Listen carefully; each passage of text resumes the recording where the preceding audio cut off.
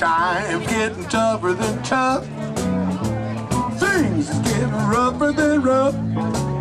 Lord, I make a lot of money. Just keep on spending that stuff. I can sing, huh? I can't believe it. Politicians tell us we got to cut back on the meat. Why not they cut the prices? Let the poor people eat. Time's getting tougher than tough. Things are getting rougher than rough. Lord, I make a lot of money. Just keep on spending that stuff. A lot of the talk about the deficit is that we'll cut Social Security, or we'll raise the retirement age, or we'll look at Medicare and tweak that somehow. And Social Security is a separate program. It is funded separately. It has nothing to do with the deficit. And there is no reason for that to be part of the discussion about the deficit. There is legislation going on to literally union bust. The good news is, because of what's going on in Wisconsin, in Indiana, they've pulled back a little bit. Florida has pulled back a little bit. Ohio has pulled back a little bit. Yay! We have to have that. If we lose this battle, we'll be back to the 1840s or the 1920s. Unions are a part of culture and history in Wisconsin, as much as beer and bratwurst. After all, Wisconsin was the first state to give public sector unions the right to organize in 1959. But for these workers to have these rights, there was a great deal of struggle. In May of 1886 in Milwaukee, laborers organized against their employers. They marched from factory to factory, closing each as they went and gaining momentum with a larger crowd. As the strike culminated, 7 people were killed by National Guardsmen under orders from the governor to shoot anyone attempting to enter the Bayview rolling mill. This became known as the Bayview Massacre. And for what was it that these workers were killed? They were striking for an 8-hour workday, something we take for granted today. Workers at the time were working 16 hours, enduring terrible conditions, stifling in overcrowded factories. No wage hour laws, no unemployment compensation, no Social Security, no workers' comp, no Wagner Act. This is the result of the free enterprise system with no interference from government. This is the world that people like Scott Walker and the Koch brothers want. They want unending profits and oppressing workers. Is this the future of our country? No. Are we going to return to the values of the 19th century? No. I mean, if we lose our bargaining rights today, what's going to happen 10 or 20 years down the road? Will only white, rich, landowning men be able to vote? Yes. I don't want to see that happen. But I worry that many people have forgotten about the history of unions and forgotten what unionization has brought us to everyone, non-union and private sector workers. I see these attacks on unions, not just an attack on my culture in Wisconsin, but an attack on all of us across the country. Union busting! That's disgusting! Union busting! That's disgusting! Union busting! That's disgusting! Union busting! That's disgusting! And then I just finished a book, I'm not an intellectual, but I actually read, called The Rise of the Third Reich. I would hope you'll all get it, even though they're sold out. 5 years old. And the comparisons I see in America today. We had a press that supported, now you call them the Nazi Party, but they weren't called that at the point. And then I've got the Catholic Church actually fell for Hitler's, I'm sorry, we talk this way in labor, BS. And the court system voted in favor of the Nazi Party all over the country.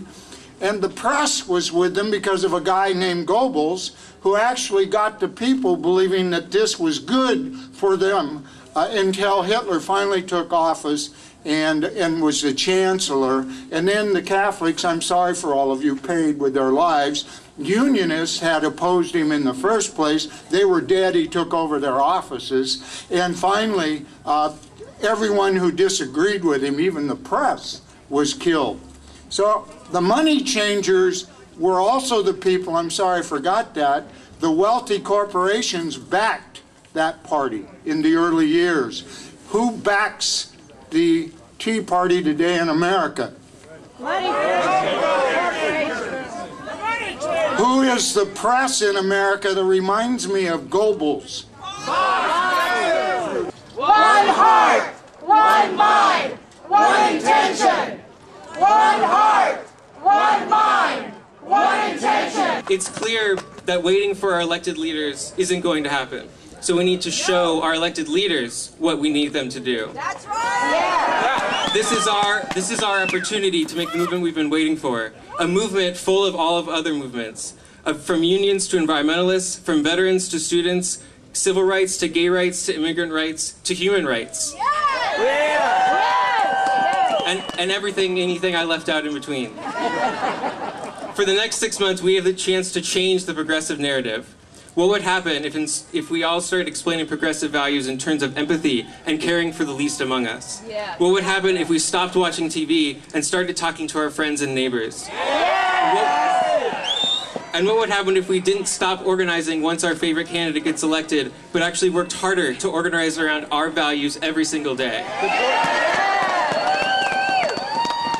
I think we can do it. We can change the American dream. We can have 50 Madisons, we can have 100 Madisons, and we can take the country back. Personally, I believe many politicians should be in prison. I'll be honest with you. Legalized political bribery caused the economic middle class crash. Legalized political bribery from the corporations is the underlying cause for what's going on in Wisconsin and here today. Legalized political bribery is wrong, it is criminal, and it must end. You know, there's been a lot of folks in the working class that have had their backs against the wall here of recent. Think about what's been going on in Madison. 2 weeks. Folks have been sleeping on cold stone floors in the state capitol, while tens of thousands of their supporters are outside in the cold and blowing snow that makes this look like a hell of a warm day. And how about those legislators?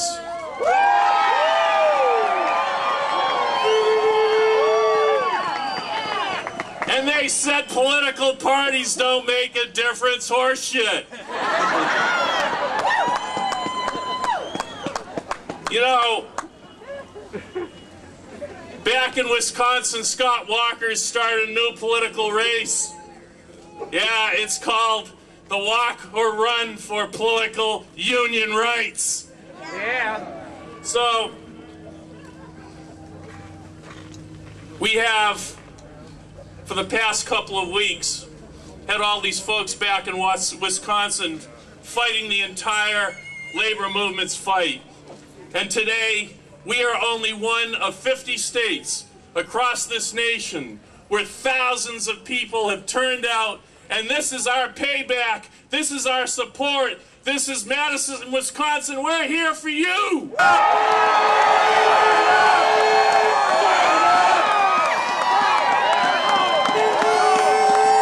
What I wanted to speak about, and I want to speak to union, non-union people who, for one reason or another, did not belong to a union.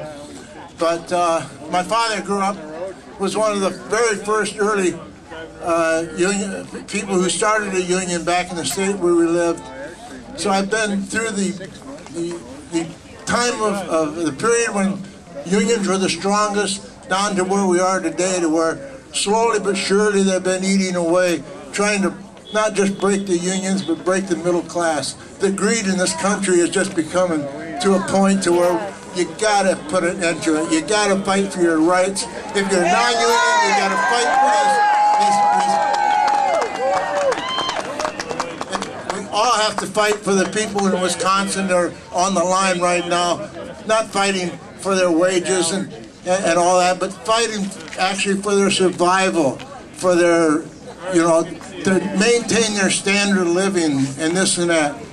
And we got to stick together. I mean, this is the time to really stick together. Draw a line and say, that's it, we're not going to be pushed around anymore. We are in a situation in which we are making now a last stand. You have the opportunity. You have the opportunity by lobbying your legislators. It has to come from you. It has to come from the grassroots. And you have to say to them, we want a constitutional amendment that says that corporations are not persons.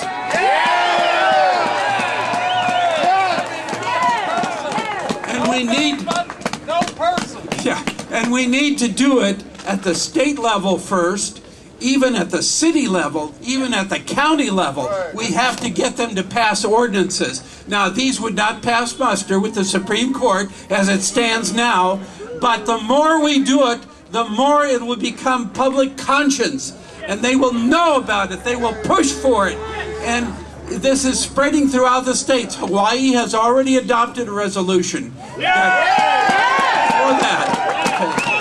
Okay. We have not yet. Okay, so I would like you to call every one of the senators in this legislature and also the representatives in this legislature and tell them that you want a constitutional amendment. Now, they will pass a resolution that says that the state of Oregon stands behind a constitutional amendment to say that corporations are not persons. But without you, it cannot be done. We have to do it together. We have to show them the power that we have, because we have the power, the people have the power, and they just have to show it. There ain't no power like the power of the people, because the power of the people don't stop. There ain't no power like the power of the people, because the power of the people don't stop. The attack on the middle class isn't just in Wisconsin. This affects all of us across the nation. So this is a fight that we're all taking on. I remember a campaign not too long ago that talked a lot about hope. And that really didn't pan out so well in a lot of ways. But look, standing here today and being a part of this group today makes me believe in hope again. This is a real cause for hope.